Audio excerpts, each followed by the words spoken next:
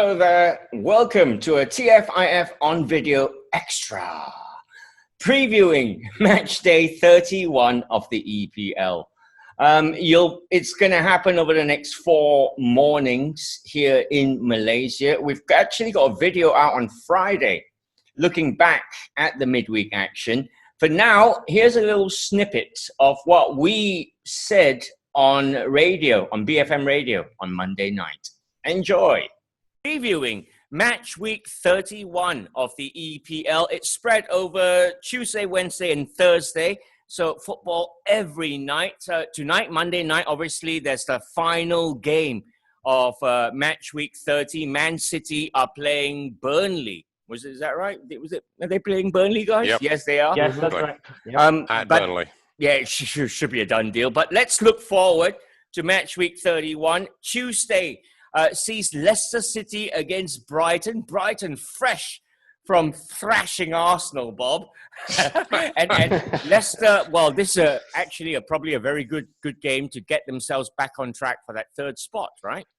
Yeah, I think thrashing is a bit of an exaggeration, but they'll be buoyed by the win, no question about that. They were looking as if they might go down before that, and that result, those 2 late goals against Arsenal, they have really revived the club. I mean, they feel that they can stay up now, and if they could get a point, even a point at Leicester, it would carry on the momentum, give them some confidence. But Leicester are a pretty decent side. I mean, it was their first game back, so you have to cut any club a bit of slack, I think, after the lockdown and all that.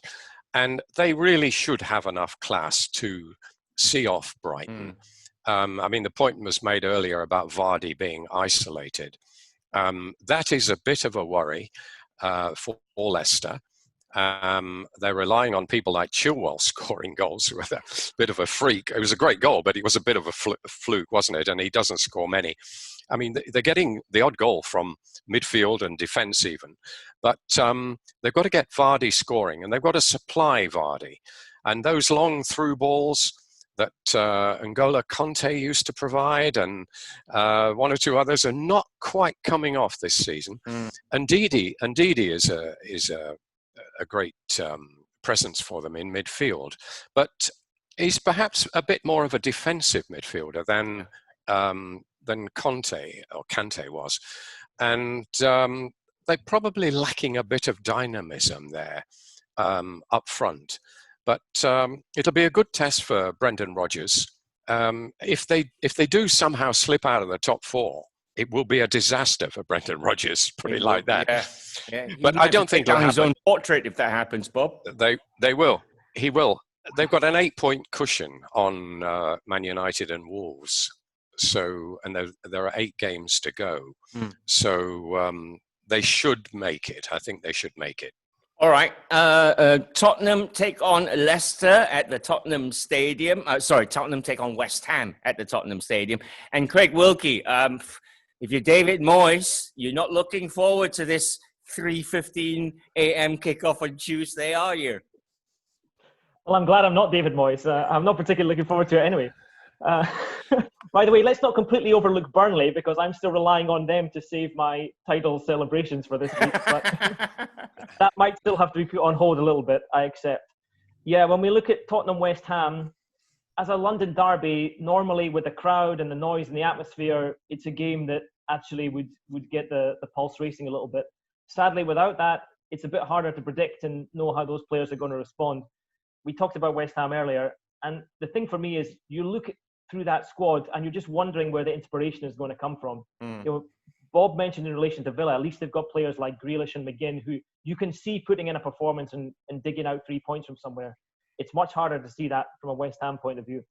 Tottenham, on the other hand, again, Mourinho, I think, knows he has a lot of work to do there. He has a lot of time he needs to spend on the training ground. He'll have already started to do some of that, but it takes time for those ideas to really get embedded. And so far, it hasn't really happened yet. And Spurs fans, I think they won't be feeling especially confident going into this game, even against West Ham. So it's a big game for both clubs. They both need a bit of momentum from somewhere. So let's see who gets it in midweek. Okay. Manchester United is playing Sheffield United Wednesday night, Thursday morning. It's a 1 a.m. kickoff. Sheffield United, Nicolas Anil, is going to be shorn of Dean Henderson. A couple of defenders are going to be missing as well. It's a chance for Man United to really take the Sheffield United challenge for the Champions League spots away here. Yeah, for sure. They've already got an advantage, after Sheffield United was denied a goal last week. They managed to close the gap a little bit. And just judging on Sheffield United's shambolic performance against Newcastle, where they were completely all over the place defensively, I think United really have a chance to get 3 points here. They really have a chance to impose themselves, especially the Pogba-Fernandes combination. Do you reckon they'll start together?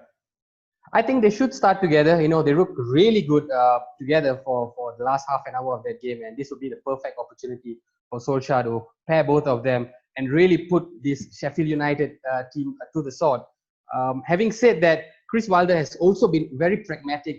After the defeat against Newcastle, he came out and said, I want all this talk about Champions League and Europa League to stop. We've been bang average the last 2 games, and we really need to get to the core of the matter. That is to improve our defensive aspect of the game. And I think they will try their level best to do that. But this game looks at United, for 3 points for sure.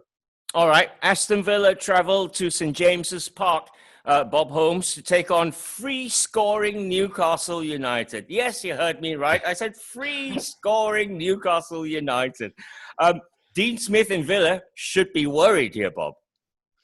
Well, yes, even Joe Linton scored last night, didn't he?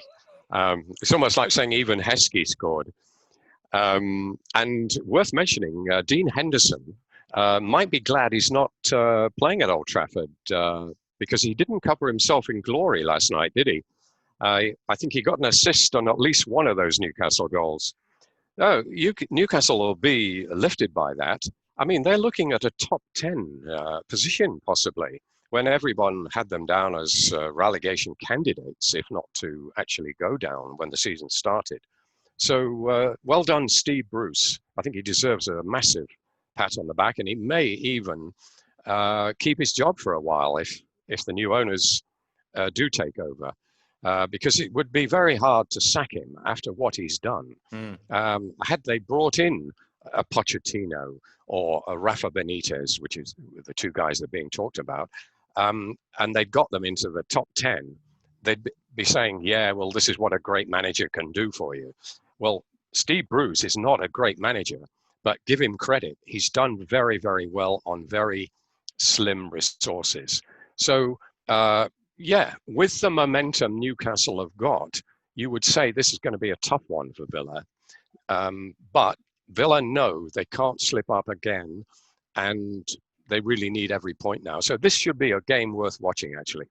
Maybe low scoring, but keenly contested. All right. Newcastle versus Aston Villa is Wednesday night, Thursday morning, 1 a.m. kickoff. Craig, Wilkie, Liverpool take on Crystal Palace at 3:15 in the morning, our time. Now, assuming City beats Burnley, they probably will. Liverpool are 5 points away from the title. Crystal Palace at Anfield should be a 3-pointer.